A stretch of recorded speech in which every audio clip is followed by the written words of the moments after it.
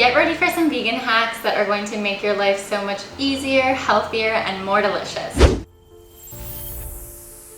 Welcome back. My name is Kira if you're new here, and I share easy plant-based recipes and tips for vegan beginners. If you haven't watched part 1 or part 2 of my life-changing vegan hacks yet, then I will link them in the description box below.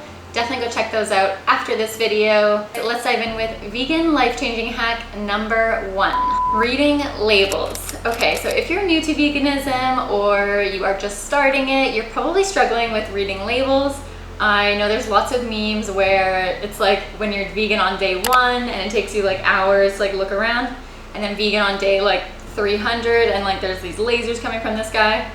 That's how I feel now. I feel like I look at a label and I'm like, okay, it's vegan, I know.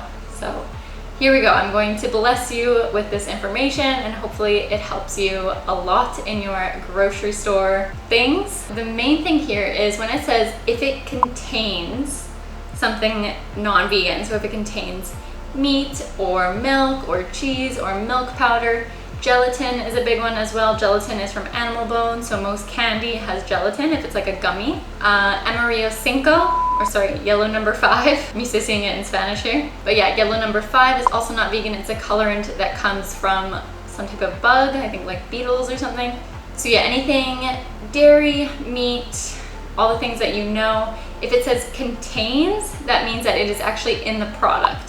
But if it says may contain, so usually at the bottom, there's always like in bold, it has to have the allergens listed. If it says contains milk or cheese or whatever, then you know it's not vegan.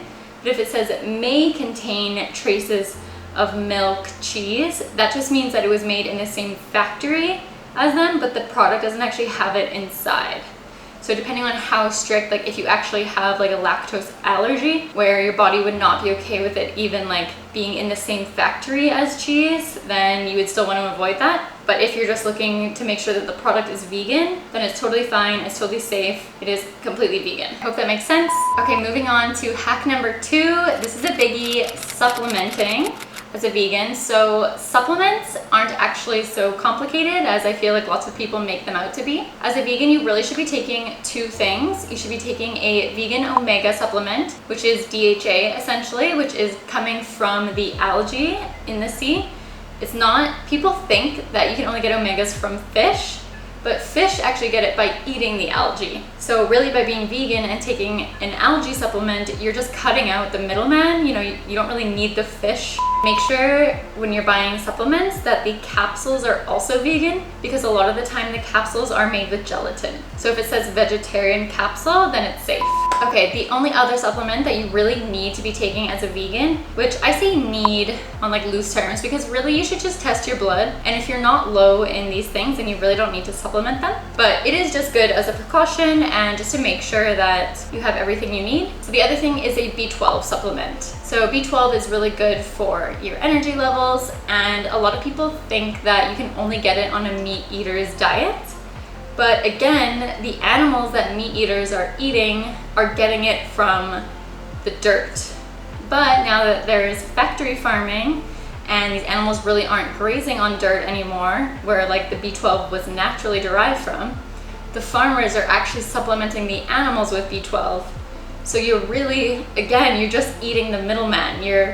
Why don't you cut out the animal and then just take the supplement directly? People are so afraid of supplements. They think that, oh, to be healthy on a vegan diet, you need supplements. But to be healthy on an omnivore's diet, they're supplementing the animals with these things anyways. So yeah, it's just very interesting, and you might as well take out all the harm and suffering to the animals and then just go directly to the source. There is one more thing, that if you live in a very cloudy or rainy place, or if it's winter and you don't get much sun, then you want to take a vitamin D supplement as well. But I actually learned this recently. Careful to make sure you get vitamin D2 and not vitamin D3, because vitamin D3 is often derived from sheep's wool. Yeah, that's very strange. I learned that recently. Kind of blew my mind, honestly. But yeah, so vitamin D2, not vitamin D3. Or if it is vitamin D3, sometimes it can be plant-based, but make sure you do your research just to be sure. If you're finding this video useful, I would love for you to take a minute and hit that like button and leave a comment below. Of course, if you haven't subscribed yet, definitely go subscribe and hit that notification bell so that you know when my next weekly upload posts. Okay, let's get back to vegan hack number 3. So tip number 3 is to stop using white sugar. If you didn't know this, white sugar is actually bleached from bone char, which is cow bone. So instead of using white sugar, try and opt for natural sweeteners like agave honey, maple syrup, coconut sugar, or even dates are a really good natural sweetener. Tip number 4. Okay, cashews are magic. You can use cashews to make so many rich and creamy, delicious sauces.